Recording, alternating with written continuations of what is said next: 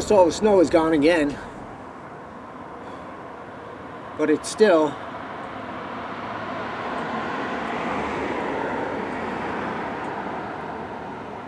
looks so familiar.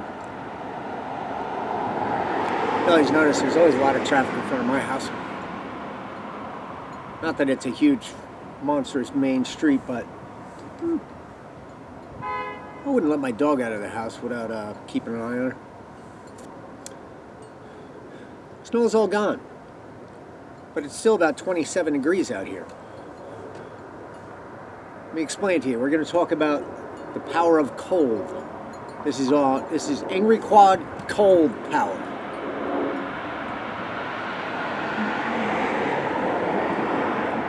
So important. So important. Have you heard the term hormetic stress? Have you heard the term hormesis? Definition: hormesis is a process of conditioning and adaptation in which low levels of stress stimulate or upregulate cellular and molecular pathways that improve the capacity of cells and organisms to withstand greater stresses. Hormesis. Do you understand that not all stress is bad? Do you realize that, especially when it comes to cold, that stressing your body and everything else temporarily, because we all know about hypothermia, temporarily there are a lot of benefits. Like right now, as you breathe in the colder air,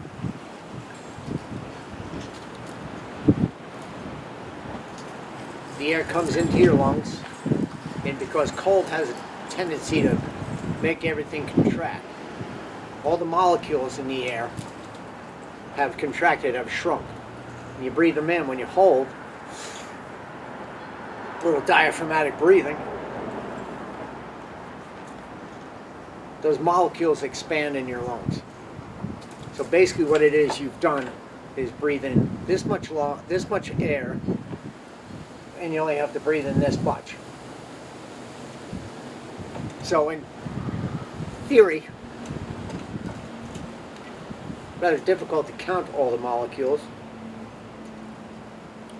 You're taking in more oxygen, which is very beneficial. So beneficial is good. Yay! But getting back to hormetic stress, you've probably heard the terms fasting, which is a hormetic stress. You've heard the term, well, maybe you have, or maybe you haven't, HIIT. Geez, what is it called?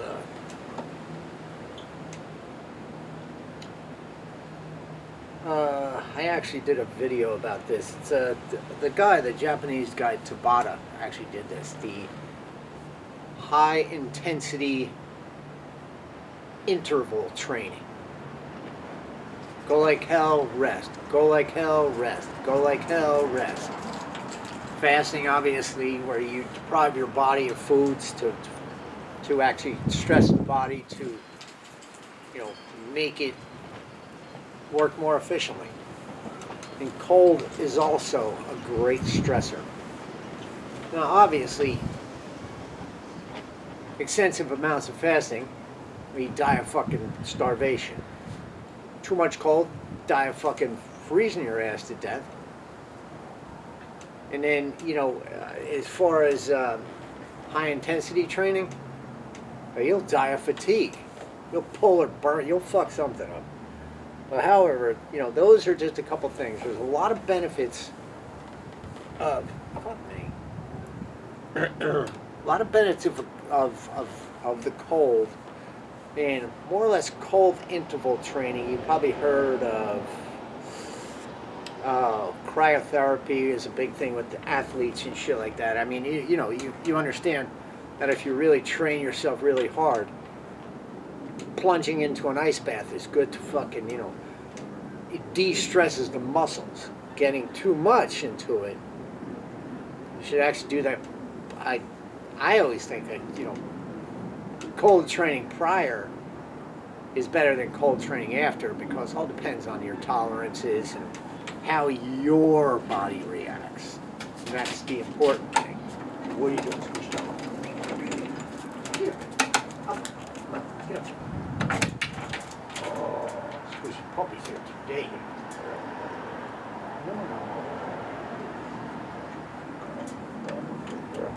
This Annie. Just Squishy dog.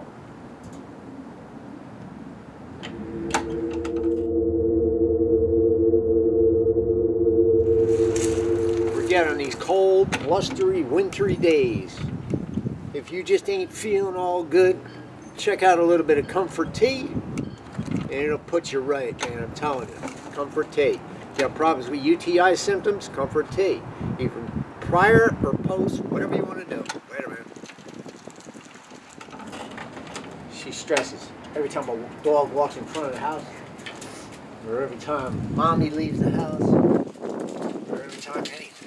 Dogs stress all the time. They're hyper stressed.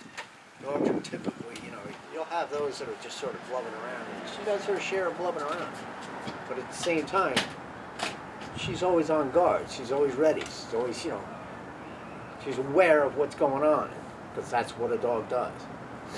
Anyway, not that they stress. That's just how they live. Most people live in that same idea, you know, that same mindset. They don't know that they're ready, but they're ready. But they don't know what they're ready for, but still, they're still just fucking ready, and that's how you have to live your life. Stress is not a terrible thing. When you think about stress, you're always thinking about, you done fucked something up. Somebody's pissing you to fuck off. Whatever the fuck it might be. But let me go back inside, and we'll continue on this. All right, we'll continue with this shit. Now, believe it or not, a lot of stuff, well, believe it or not, of course you would believe it, because, well, the fuck am I? However, when you're doing research and you're looking over things to try to figure out if what you think is the realio dealio, all right, and you read,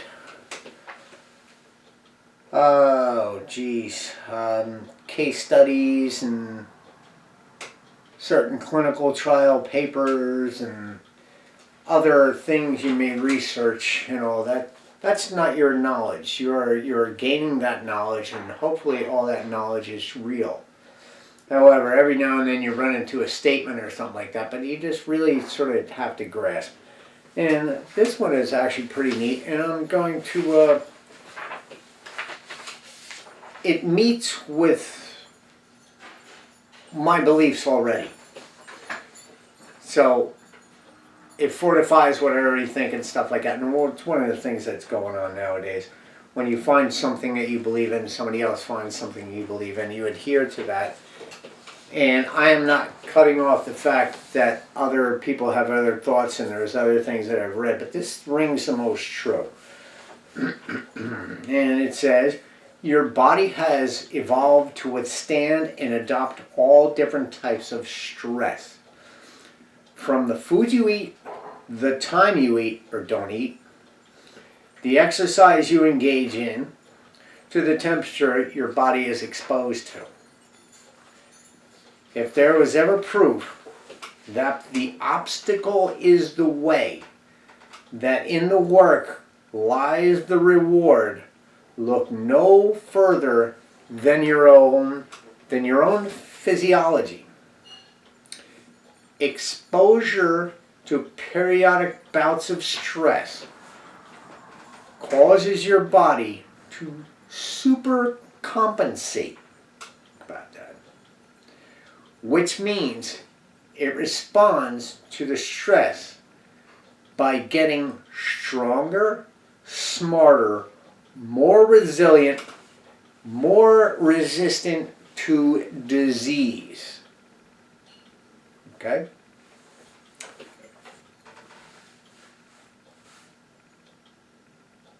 One of the great rulers of Rome, back when Rome was all that great and shit like that, going back about a bazillion years ago, because nations being superior to other nations and shit like that, I mean, you know, there's always certain things and certain not things, you know, whatever. But there was a ruler called Marcus Aurelius. Was right when he said,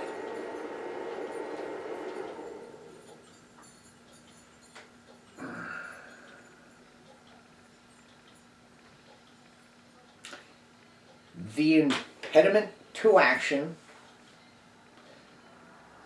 advances action. What stands in the way becomes the way.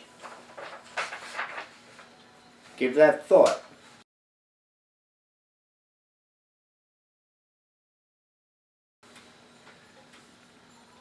When you run into an obstacle that is a fucking huge problem, think, and figure out how to use that obstacle to your own advantage. When you have no other options, that's the option, and it's blatantly glaring right into your face. I'll be back. Decisions. Make your decisions based on logic. Research information to justify your logic.